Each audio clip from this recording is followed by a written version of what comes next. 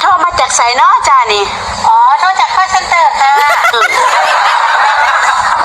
พอมีเวลาคุยบ่ค่ะมีอยู่จ้าแต่ตอนนี้บ่มีเงินใช้แม่ค่ะว่าสิโทรมาตัวโอ้ยบ่มีดอกจ้าบ่มีเงินให้ดอกจ้าก็บ่มีบ่ค่ะขึ้นมาซี่กระ0 บาทจ้า